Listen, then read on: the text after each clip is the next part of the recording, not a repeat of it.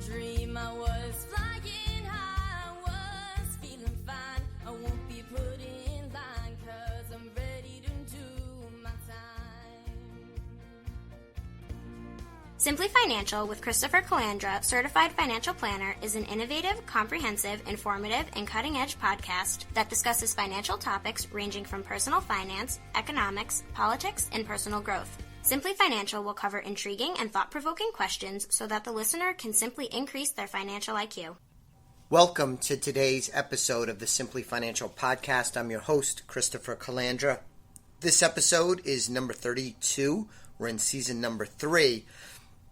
I want to talk about the recent decision by the Federal Reserve to cut interest rates. I'm going to call it the Powell pivot. Most of you probably know that Jay Powell is the Federal Reserve Chairman. He was appointed by Donald Trump, and he replaced Janet Yellen. And the Powell pivot, what happened is the Federal Reserve decided in late July, actually July 31st, to cut interest rates for the first time since 2008. It was a 0.25% interest rate cut. And I'm calling it a pivot because previous to this, the Federal Reserve had raised interest rates 8 times. I've said this a lot in client communications, seminars, webinars, and other podcast episodes that we've done. But again, just to set the stage, the Federal Reserve, after not doing anything for a long time, began a cycle of interest rate cuts beginning in late 2016, just after the presidential election. Then they raised interest rates 3 times in 2017, so 1 time in late 16, 3 times in calendar year 2017, punctuated by 4 interest rate hikes in 2018, with the final one happening in late December 2018. So it's important to note that in October of 2018, Federal Reserve Chairman Powell indicated that he expected more rate hikes. He communicated that there would be one in late 2018, which actually happened, and he indicated that in 2019 he was expecting more rate hikes, and the market took that as a sign that they were anticipating 3 or 4 more interest rate hikes in 2019. Well, that never happened, because after those comments, the market really had a rough fourth quarter. We've talked a lot about this in previous episodes. Hopefully you're a regular listener, so you're already caught up. But the fourth quarter, the market was in bear market territory, or at the very least, a correction. We had the worst December that the market has had since 1932. And not all of this is attributed to Jay Powell's comments, but it was one of the areas that the market became very concerned with. Because of this, the Federal Reserve and Chairman Powell backed away from the idea that they were going to raise interest rates as much as they had anticipated. So then you fast forward. As the year of 2019 unfolds, we went to this pivot where now we have an interest rate cut. If you would have asked me, and probably most economists and most market watchers, if the Federal Reserve was likely to cut interest rates, if you had asked me this in October, September, July of last year, I would have thought that that was pie in the sky, very, very unlikely. But that's actually what we got. The Powell pivot. We went from an expected interest rate hike cycle that was going to continue or maybe slow down, but very few people anticipated a rate cut in 2019, but that is exactly what we got on July 31st. Now, why did this happen? The risk for interest rates was always that the Federal Reserve would go too far, too fast, such that they upset the economic growth we've experienced the last couple of years, faster economic growth that we had been experiencing before President Trump took office. So the risk was that the Fed would go too far, too fast, and upset this economic growth. It was okay that the Federal Reserve was raising interest rates, but it needed to be in a way that was digestible for the markets and not cause too much harm. It's widely expected, widely believed, I should say, that rate cut in December of 2018 tipped the balance from the Fed acting appropriately to the Fed going too far, too fast. Most people, including myself, think that they probably overdid it in December.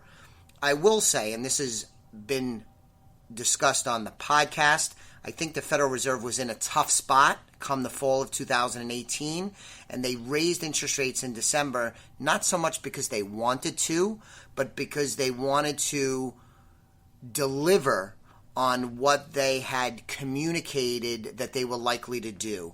So they did it, I think, hesitating a bit, but they did it because they had telegraphed and they wanted to be consistent.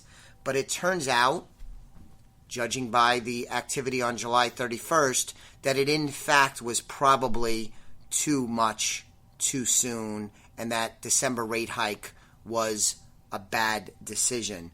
So where could you find evidence that maybe it was a bad decision? Well, one point is that gross domestic product grew by 3.2%. GDP growth, the U.S. economy growing, grew by 3.2% annualized rate in the first quarter of 2019. And if you go back and you look at the 4 quarters that ended with the end of Q1 2019, the U.S. economy was growing faster than 3%. The Q2 number came in at 2.1%. Not a horrible number, but a little disappointing. I have been hopeful that the U.S. economy will get to 3% plus GDP growth. That will do wonders for the country. But we fell short in the second quarter, and I think that weighed quite a bit on the Federal Reserve. The Fed wants to let the economy run. There's no sign of inflation. And one of the major things that the Federal Reserve wants to keep in check is inflation. But there's virtually no signs of inflation anywhere. So I think the Fed found that they had enough freedom to pivot because inflation is not a problem. The economy is growing strongly, but they want to let it run and get to 3% plus. And let's factor in the president. Donald Trump has been very, very outspoken, saying specifically that December rate hike was incorrect policy. He is on record saying in his own charming way that the U.S. economy would be growing faster, but the Federal Reserve is holding it back.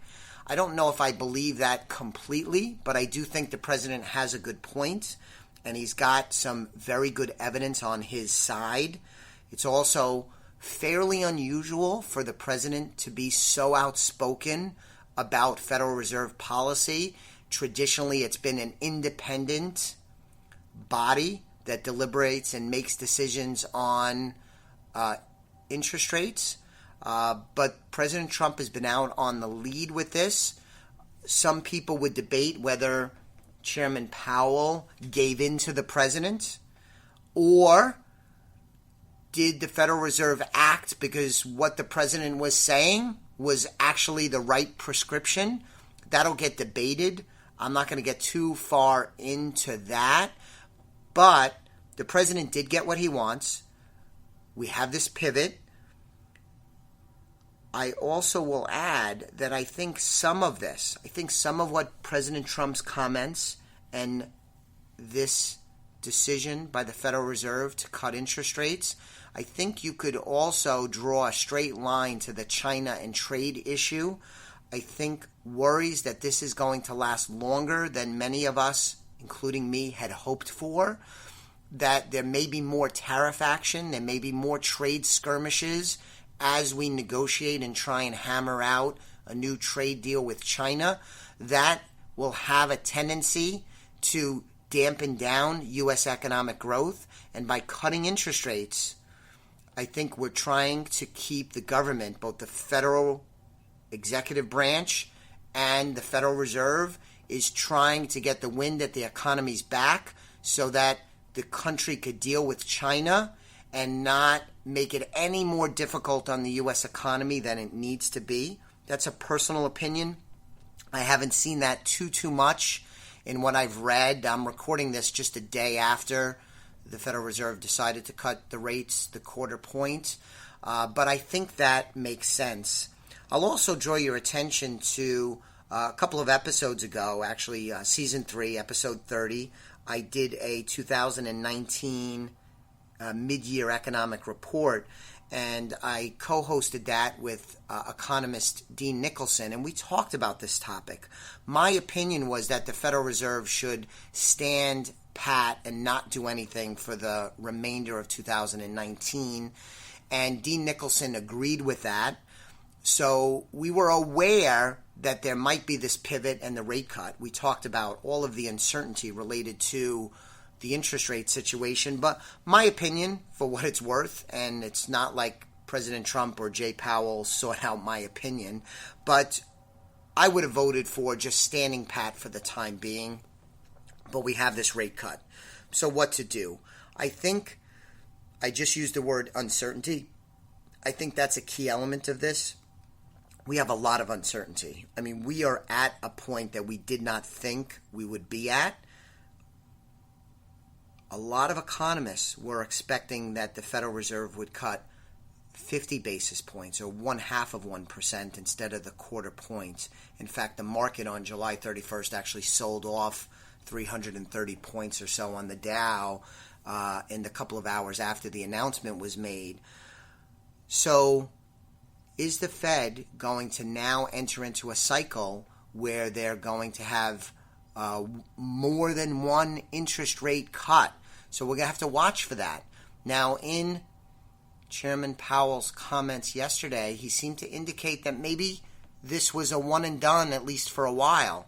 The point is, we have a tremendous amount of uncertainty with interest rates.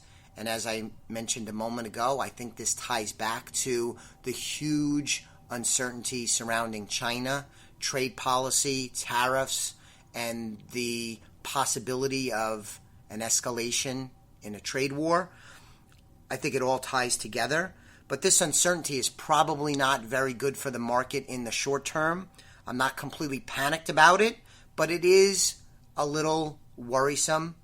And a lot of things need to be monitored, which here at Elliott Wealth Management Services, my team and I do every single day when we're at work. But this uncertainty is a little unsettling. What's next after the pivot becomes a really big question. Are we going to get more cuts? Maybe not. A lot of the major financial institutions' initial reactions was that they're expecting another rate cut in September. I'm not sure I buy that. But then again, just a few weeks ago, I was wrong in my assessment that the Federal Reserve would stand pat and not cut. We'll have to see how it plays out. But the big uncertainty, the big things to watch, China, trade policy with China, and secondly, what does the Federal Reserve do next? Thank you so much for joining me today. If you want more information about Elliott Wealth Management Services and how we help our clients win with money, please check out our website, www.elliottwealth.com. You could get more information about everything we do. Plus, please subscribe to the podcast. Hopefully you find this type of content worthwhile. Please, if you haven't already, subscribe to the podcast and pass it along to a friend or family member if you believe they would find the information valuable as well. Thanks so much. I'll be back with you very soon on the next episode of the Simply Financial Podcast.